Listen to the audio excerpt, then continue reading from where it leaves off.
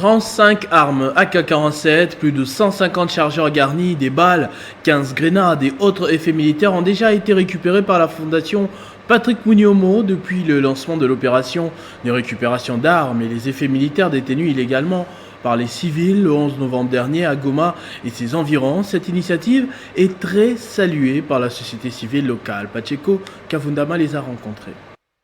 Lancée depuis une semaine maintenant, l'opération de ramassage d'armes à feu et les effets militaires en ville de Goma et environ produit déjà ses effets. La fondation Patrick Munyoma annonce la récupération d'une quantité importante d'armes ainsi que ses effets militaires détenus illégalement par les civils.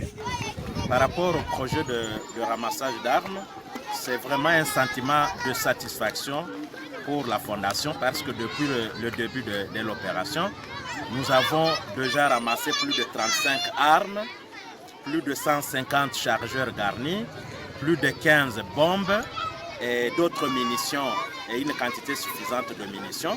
Et pour nous, c'est vraiment une grande satisfaction. Lancé par le gouverneur du Nord Kivu le 11 novembre 2020 dans les rues de Goma, nombreux sont ceux-là qui saluent cette initiative du député national Patrick Munyoma qui, selon eux, cette opération est salutaire pour la population. Les acteurs de la société civile de Goma, qui avaient des doutes sur la matérialisation de cette opération, se disent également satisfaits du résultat déjà atteint. Depuis le lancement de cette campagne, et comme vous le savez, il y avait un niveau de criminalité dans la ville, le jour comme la nuit.